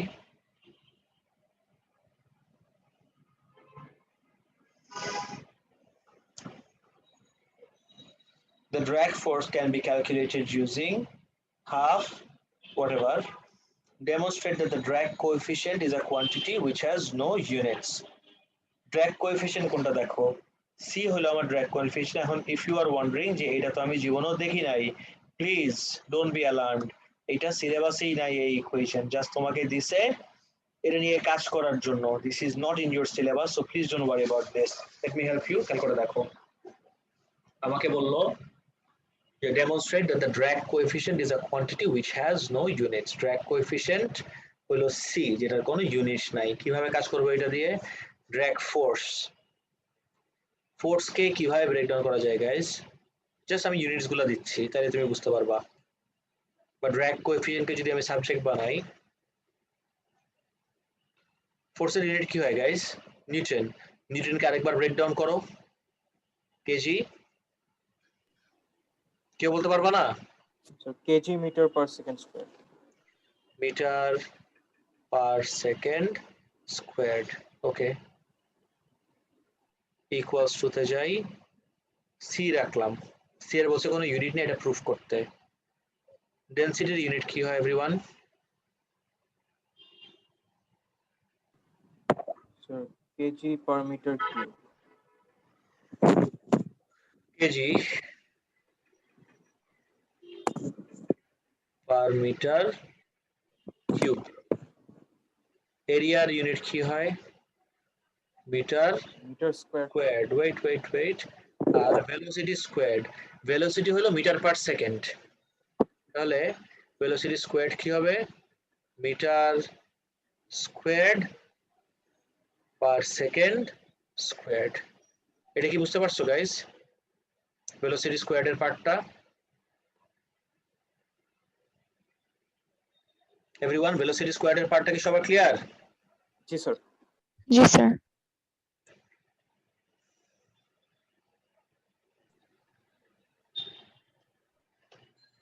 ওকে এখন খেয়াল করে দেখি এই জায়গার সেকেন্ড স্কোয়ার্ড এই জায়গার second squared cancelled out wait এই জায়গার কেজি এই জায়গার কেজিও ক্যান্সেলড আউট মিটার স্কোয়ার আর মিটার স্কোয়ার মাল্টিপ্লাইড হলে মিটার টু দ্য পাওয়ার কত হয়ে যায় 4 মাইনাস 3 4 মাইনাস 3 হলো 1 একটা মিটার থাকে আর এই মিটার আর এই মিটারও আমার ক্যান্সেলড আউট আর এই সাইডে থাকে হলো লেফট হ্যান্ড সাইডে মিটার সি square into square metre square into metre square কত হয় মিটার টু দ্য পাওয়ার 4 এক second m to the power 4 times meter cube আছে একটা per meter cube সরি তাহলে 4 minus 3 কত হয় just meter c times meter এই মিটার মিটার আর cancelled out তাহলে c এর কোনো ইউনিট নাই গাইস এই পার্টটা কি সবার ক্লিয়ার c এর ইউনিট নাই যে পার্টটা বললাম মাত্র everyone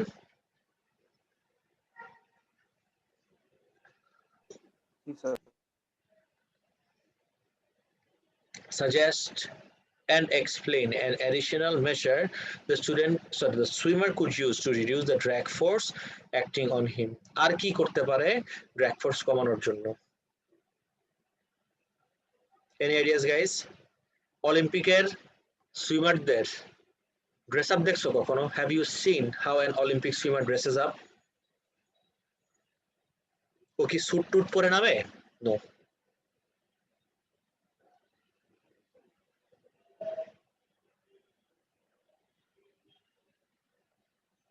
গাইস বুঝতেছো না একটা পয়েন্ট হতে পারে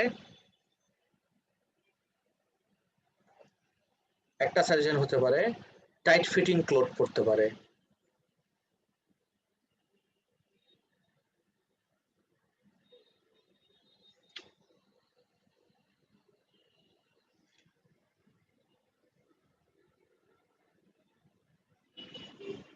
একটু ওয়েট করো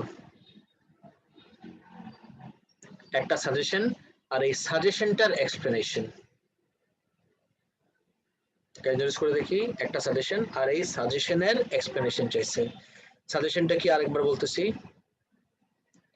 সাজেশন চাইছে যে কি করতে পারে তো আমি বললাম ওয়্যার টাইট ফিটিং ক্লোথস একটা সাজেশন আর এর এক্সপ্লেনেশনটা কি this will reduce the drag যদি অনেক ঢিলা ঢালা কাপড় পরে তাহলে ড্র্যাগটা কিন্তু আরো বেশি হয়ে যাবে ক্রস সেকশনাল এরিয়া বেড়ে যাবে গাইস পয়েন্টটা কি ক্লিয়ার সবার এভরিওয়ান একটু দেখি ওরা কি এই পয়েন্টে অ্যালাউ করছে নাকি একটা পয়েন্ট হতে পারে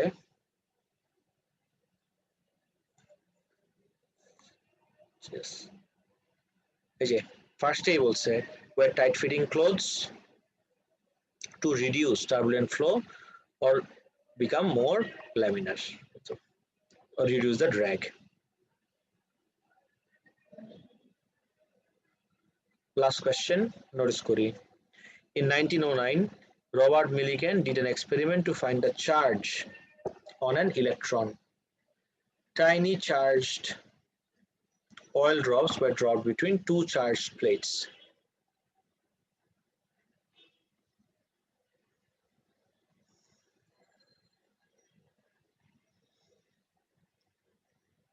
were dropped between two charged plates.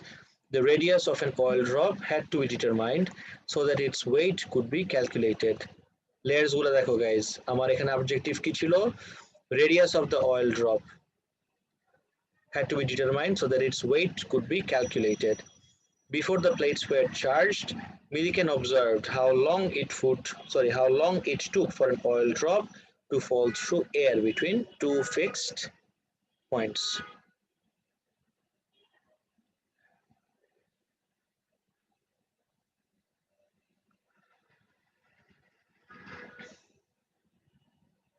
The terminal velocity and hence the radius could then be calculated. Complete the free body force diagram below for an oil drop falling freely through the air. Free body force diagram for an oil drop falling freely through the air. Guys, কি act করবে একটা oil drop এর উপরে? Any ideas? যার কেউ নাই ওর কি আছে? Everyone? Wait. Wait, exactly. একটা হলো weight. আর anything else? Air তো, which is a gas, as in a fluid. Fluid এর ভিতর দিয়ে কিছু flow করলে উপরে কি act করে? Drag force. Yes, Drag. drag force as well as upthrust. একটু wait করো।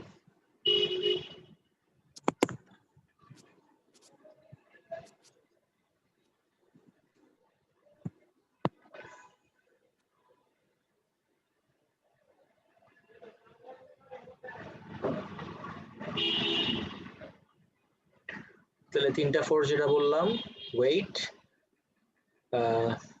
ড্র্যাগ আর আপথ্রাস্ট। আমার মনে হয় না এটা আমার আবার আঁকার দরকার আছে, ইউ নো ভেরি ওয়েল কিভাবে দিতে হয়। একটা তো দেওয়াই আছে, বাকি দুটো আমার দিতে হবে। Explain why the oil drop reaches terminal velocity. কেন আমার oil drop terminal velocity reach করে? আগে আমাকে একটা জিনিস বলো গাইস, এই যে দিস ইজ লিঙ্কড, খেয়াল করে দেখো 1 এর সাথে কিন্তু 2 লিঙ্কড। এখানে আমার wait and you have drag এখানে, this is drag, this is weight. একটু আইডেন্টিফাই করো গাইস। আমি যদি তোমাকে বলি এই তিনটা ফোর্সের ভিতরে দুইটা ফোর্সে কোনো চেঞ্জ আসে না, কোন দুইটা ফোর্সে কোনো চেঞ্জ আসে না? Everyone can you identify which two forces remain unchanged? Weight and upthrust. Weight and upthrust remain unchanged. Okay, unbalanced তো এখনো unbalanced। তাহলে কিভাবে ব্যালেন্সড হবে? আনব্যালেন্স থেকে ব্যালেন্স কিভাবে হয়? ড্র্যাগ বাড়া স্টার্ট করলে, ড্র্যাগ বাড়তে বাড়তে যখনই আপথ্রাস্টের সমান হয়ে যায়, ড্র্যাগ বাড়তে বাড়তে আপথ্রাস্টের সমান হয়ে যাওয়া মানেই হলো upward forces equal to downward forces, তখন এটা হয়ে যাবে আমার ব্যালেন্সড। তাহলে দুইটা পয়েন্ট কি লিখবো? ফার্স্ট পয়েন্ট হলো the drag increases as the velocity increases. This gives you point number 1. Second point কি হবে? কতক্ষণ ইনক্রিজ করে? যতক্ষণ না পর্যন্ত drag and upthrust becomes equal to the weight. Drag and upthrust becomes equal to the weight হওয়া মানে কি? Forces on the oil drop are balanced.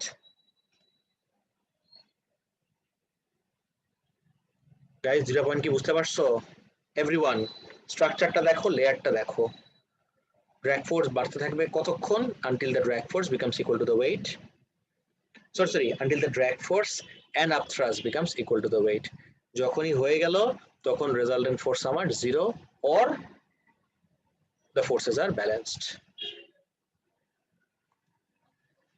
An oil drop is traveling at terminal velocity. The oil drop takes 11.9 seconds to fall a distance of 10.2 millimeter.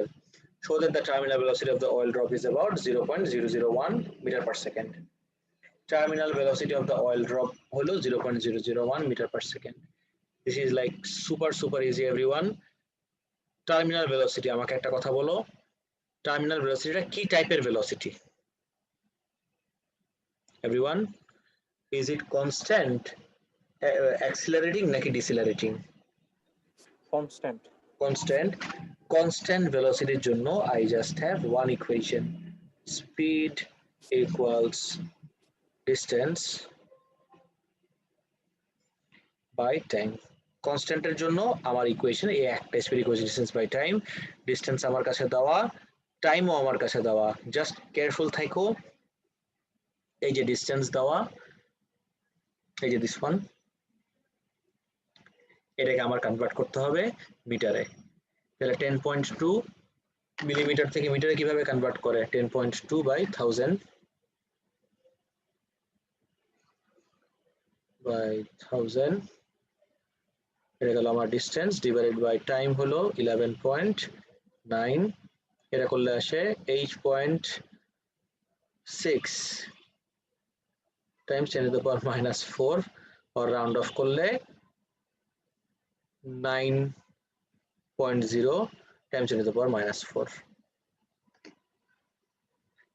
1 2 3 4 হ্যাঁ সবাই বুঝতে পারছো everyone?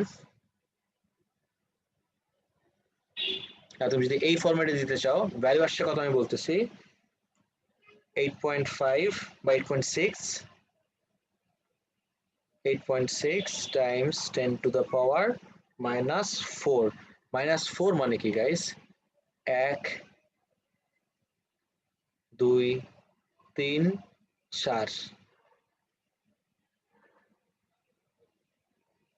দেখতেছো সবাই 1 2 3 তারপরে আসবে আমার 8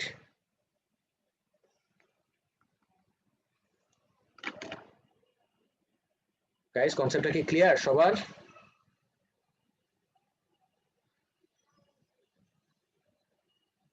তুমি যদি এখানেও রেখে দাও দিস ইজ ফাইন আর কিছু করা লাগবে না this is the value of v by the way meter per second you don't have to do anything else you can just leave it here like this তারপরে যাই assuming that the upthrust is negligible show that the radius of the oil drop is about 3 micrometer assuming that the upthrust is negligible show that the radius of the oil drop is about 3 micrometer density of oil দেওয়া viscosity of air দেওয়া upthrust যদি negligible হয় guys কানেক্টিভিটিটা দেখো আমি বারবার ওই একই জিনিস বলি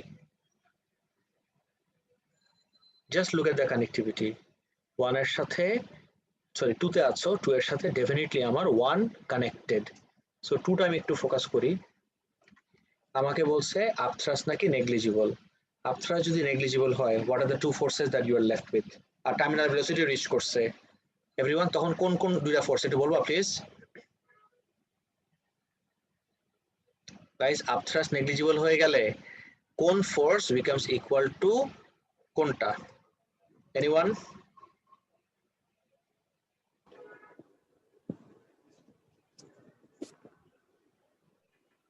try to করো রে বাবা upthrust যদি weight equals to drag exactly আর যদি আমি ঘুরায় বলি তখন হয়ে যাবে drag force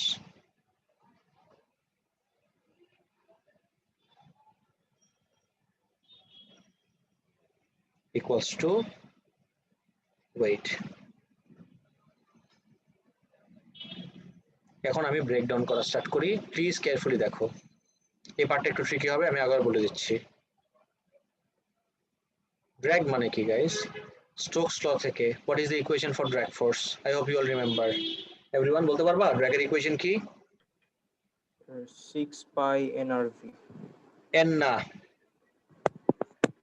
এটা 6 pi এটা rv আর ওয়েটটাকে আমার একটু ওই যে আপথ্রাস্টের দিয়ে বসাতে হবে মনে আছে আমি হেল্প করি 4/3 pi r কিউব রো কার রো নিব অয়েলের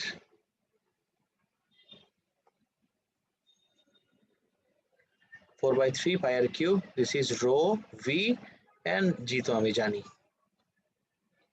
একটা জিনিস হয় খেয়াল করে দেখো এই r আর এই r হয়ে যায় স্কয়ার ওকে 6 pi এটার ভ্যালু given v এর ভ্যালু ভেলোসিটি দেখো দুইটা ফোর্স যদি ইকুয়াল হয়ে যায় তখন এই ভিটাই কি আমার terminal velocity lucky for me ঠিক আগের পার্টেই you had calculated the value of terminal velocity কত আসছিল জানি 8.6 times 10 to the power minus 4 density এর value given density of oil এই যে তো g এর ভ্যালু জানো 9.81 আর এর মাথায় স্কয়ার আছে আর একটা সাবজেক্ট বানায় আমাকে একটু বলবা কত আসে প্লিজ বসে দেখো না কপি করো আই এম প্রিটি শিওর এটা তো অনেকেরই প্রবলেম ছিল এটা কপি করে আমাকে আর এর ভ্যালুটা বলো একটু রুট করতে ভুলো না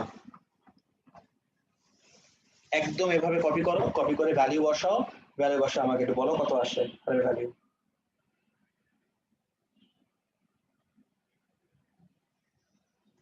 আর যেহেতু কোয়েশ্চেনে মাইক্রো বলা আছে, you know very well micro মানে হলো টাইমস 10 টু দ্য পাওয়ার -6।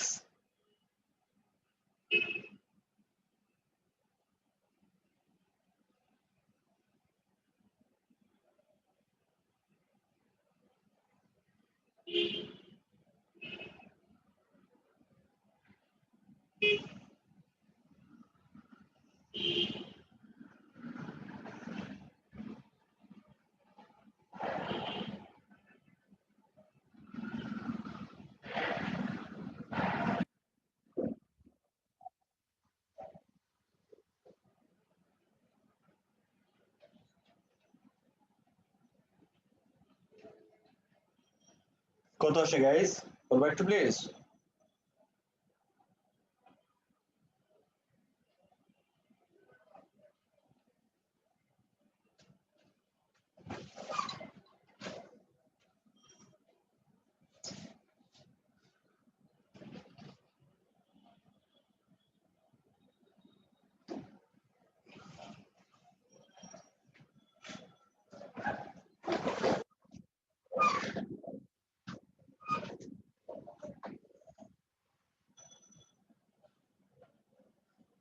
পুরোটা কপি করো, সব দিয়ে দিছি আমি, জাস্ট আর কে সাবজেক্ট বানাও।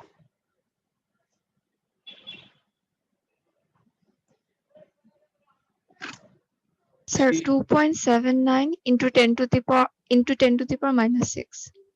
2.79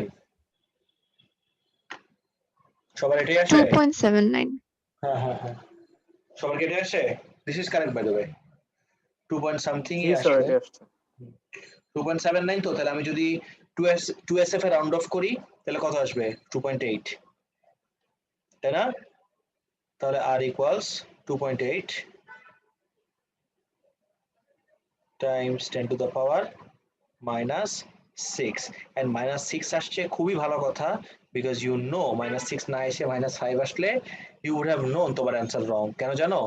10 টু দ্য পাওয়ার -6 মানে হলো মাইক্রো, তো কনসিস্টেন্ট আছে। আর 3 এক SF বেশি লাগবে, 2.8, এভরিথিং ইজ ফাইন। গাইস কারো কোনো কনফিউশন আছে?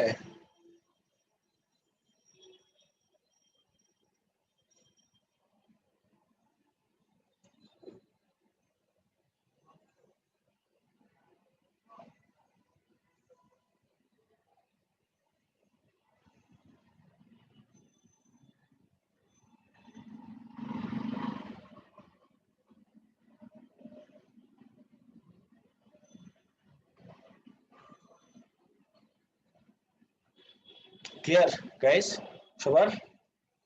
তাহলে নেক্সটে চলে যাই।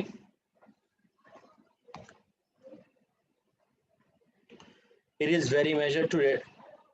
very difficult to measure the radius of such an oil drop directly. এই পার্টটা খুব কেয়ারফুলি দেখো। আমাকে বলছে এটা নাকি খুব ডিফিকাল্ট ডাইরেক্টলি অয়েলের মেজার করা, রেডিয়াস মেজার করা। Why do you think it is so difficult? Any ideas guys? Everyone?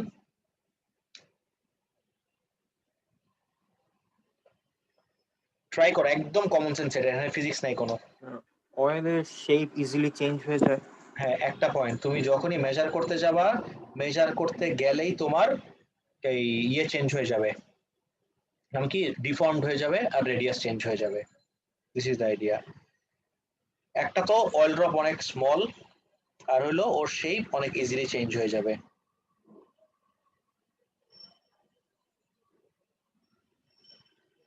Just রেডিয়াসের ভ্যালুটা দেখো না স্যার, এই যে this is the value 10 to the power -6। তুমি মাইক্রোমিটার কি দিয়ে মেজার করবা? এত small, first of all it's too small, আর সেকেন্ড ইস্যুটা হলো যে মেজার করতে গেলে ধরতে হবে তো ওকে, যার ভিতরেই রাখবা চাপ লেগে ওর ডায়ামিটার নষ্ট হয়ে যাবে। Explain why it was necessary for Millikan to maintain the air between the plates at a constant temperature.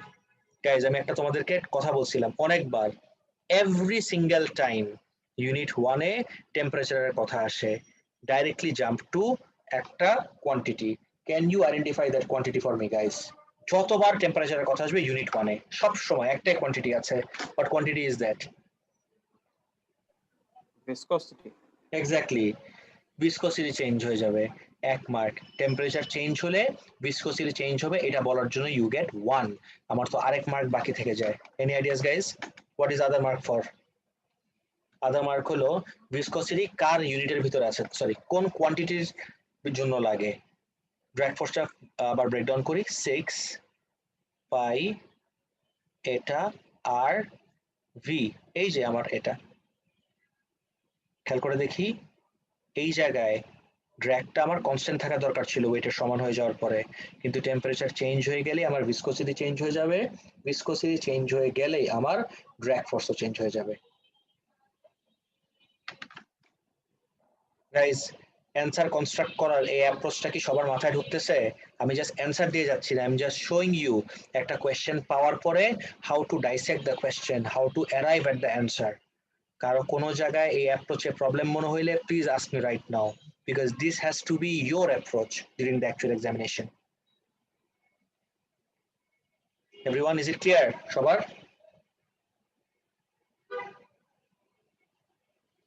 Everyone? Okay. দিতে আসো। A student tried to model Millikan's method for finding the radius of the oil drop. The student dropped a ball bearing and recorded the time it took to pass between two light gates a known distance apart. Explain why this is not a good model for Millikan's method. Student কি try করছে? Millikan's method for finding the radius of the oil drop. Student dropped a ball bearing and recorded the time it took to pass between two light gates a known distance apart. Explain why this is not a good model for Millikan's method. এটা একটা good model না কেন? What do you think? Why is this not a good method? আচ্ছা, শুনো আমার কথা। একটা বল bearing নিয়ে যখন তুমি ডিল করতেছো, আচ্ছা মিলিকান মেথডে সব থেকে ইম্পর্টেন্ট অ্যাসপেক্ট কি ছিল জানো? এই মিলিকান মেথডের সব থেকে ইম্পর্টেন্ট অ্যাসপেক্ট ছিল for the sphere, as in the oil, to reach terminal velocity. None of this applies if the oil had not reached terminal velocity. Now listen to me very closely guys. একটা বল bearing কিসের ভিতর drop করলো? Two light Gates.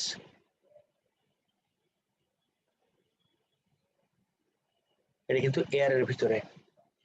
এয়ারের ভিতরে do you really think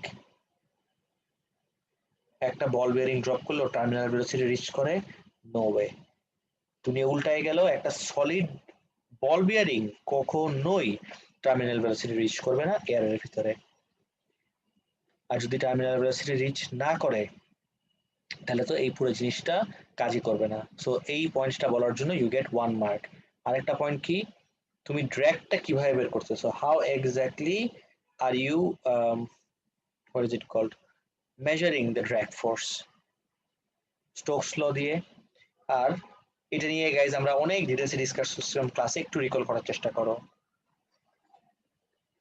drag সব সময় কিন্তু Stokes law দিয়ে বের করা যায় না। ড্র্যাগ স্টোকস ল দিয়ে বের করার জন্য কিছু রিকোয়ারমেন্টস আছে। ডু ইউ রিমেম্বার ওই কনসেপ্ট এভরিওয়ান? যে সব সময় ড্র্যাগ আমি চাইলেই স্টোকস ল দিয়ে বের করতে পারি না। There are a few requirements. Do you all remember those requirements everyone? তার মনে আছে? No one? আচ্ছা, ড্র্যাগ স্টোকস ল দিয়ে বের করা যায় শুধুমাত্র তখন, অনেকগুলো রিকোয়ারমেন্টের ভিতরে one of them is the fluid flow must be laminar and cannot be turbulent.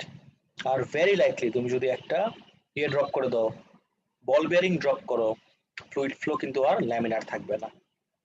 This are the two points যে স্টোকস ল অ্যাপ্লাই করা যাবে না এখানে। ড্র্যাগ ফোর্স তুমি বের করতেছিলে স্টোকস ল দিয়ে, এখানে first of all Stokes law applied হবে না, পয়েন্ট নাম্বার 1। আর পয়েন্ট নাম্বার 2 হলো এই পুরো মেথডটার জন্য মিলিকানের জন্য ওর অয়েল ড্রপটা প্রত্যেকবার টার্মিনাল ভেলোসিটি রিচ করতেছিল, কিন্তু একটা স্টিল বল বিয়ারিং ড্রপ করলে ও কখনোই টার্মিনাল ভেলোসিটি রিচ করবে না। গাইস, এতটুকু নিয়ে কি কারো কোনো কনফিউশন আছে? যা দেখলাম ফার্স্ট পেপার ছিল অনেক স্লোলি, প্রত্যেকটা কোয়েশ্চেন আমরা ডিসকাস করছি। নেক্সট পেপার থেকে this won't be the approach in our class everyone. Next question থেকে what will be doing is তোমাদেরকে হোমওয়ার্ক দেওয়া থাকবে, তোমরা পুরোটা সলভ করবো of course, and I will be just solving your problems. কোয়েশ্চেনের জাস্ট যেই কোয়েশ্চেনে যার যার প্রবলেম আছে প্রবলেম গুলো দেখাবো। প্রত্যেকটা কোয়েশ্চেন দেখলে আমাদের জীবনও টাইমের ভিতর শেষ হবে না। 1 নাম্বার 2 টকিং অ্যাবাউট টুমরো, আমরা স্প্লিট করে নিছি। নেক্সট মান্থ থেকে আমাদের যখন মক স্টার্ট হয়ে যাবে, মকের সাথে প্যারালালি আমরা ইউনিট 3টাতে চলে যাব। আর 3 এর জন্য আমরা নেক্সট মান্থ পর্যন্ত ওয়েট করবো না অফকোর্স। আর আরেকটা জিনিস একটু বলে নেই, আজকে হইলো আমার Wednesday, exactly 1 week from now, it's in 21st, you have a class test. এক উইক আগে আমি তোমাদেরকে অ্যানাউন্স করে দিচ্ছি, প্লিজ নোটিস করে দেখো সবাই। Exactly 1 week from now, you'll have a class test. আমি সব দিয়ে দিচ্ছি যে কি কি জিনিস আসবে না এভরিথিং। আমাকে একটু বলতে পারবা ইউনিট 2 এর কতটুকু পর্যন্ত ক্লাস টেস্ট নেওয়া হয়েছিল everyone?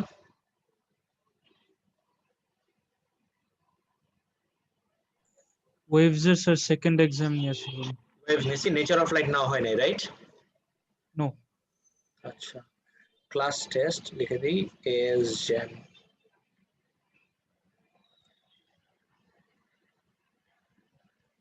S gen class test. Next দিন 21st-এ আমাদের ফুল অন খালি টেস্টই হবে। এস ক্লাস টেস্ট অন, লিখতেই পারতেছি না, ইয়ে দিয়ে একটু ওয়েট করো তো, ল্যাগ করতেছে অনেক।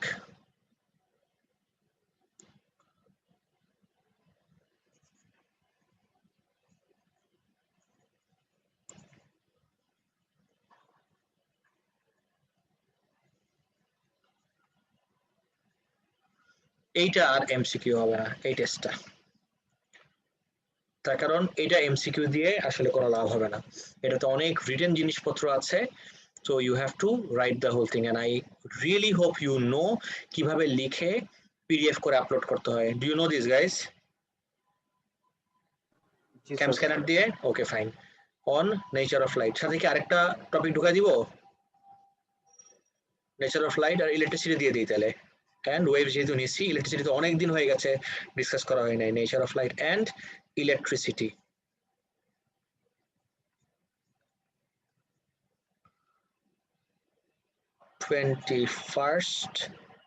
October 21st October, Wednesday.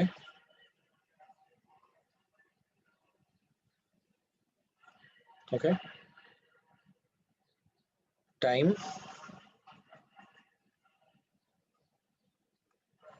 একটু লম্বা টাইমে দিচ্ছি, পুরো টাইমে দিচ্ছি, তার কারণ আপলোড করতে যে আবার যদি বলো হয় নাই প্রবলেম হ্যান ত্যান, আমি পুরো টাইমে দিচ্ছি। এটা ঠিক পোস্ট হয়ে যাবে মাঝখানের টাইমটা দিই, তাহলে আর প্রবলেম হবে না। 3 PM to 4 PM।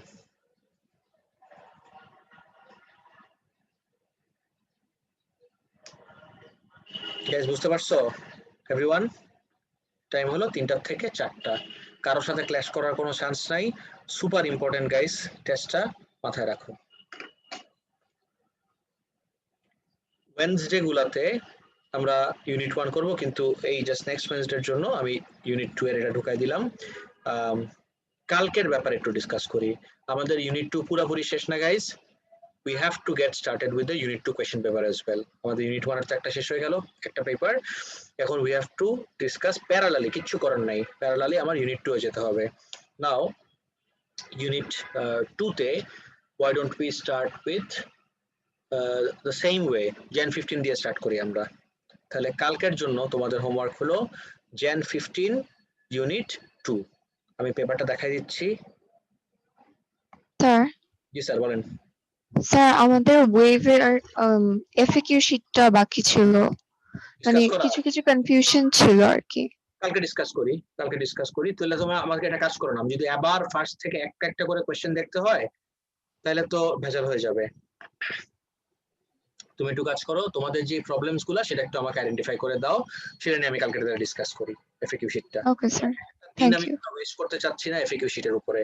এফএকিউ শিটের প্রবলেম লেটস সে আমরা 10-15 মিনিটসে শেষ করে I really want to move on to the question paper. ঠিক আছে? Okay, sir. আমি এটা ছবি তুলে গ্রুপে পাঠিয়ে দিচ্ছি এখনই, এস জেনের গ্রুপে। 21st October, this is 14th, এক ওয়েডনেসডে, 14 এর ঠিক নেক্সট ওয়েডনেসডে হলো 21st। ওকে গ্রেট, একটু ক্রপ করে দেই। All set, nature of light আর ইলেকট্রিসিটি। Okay fine.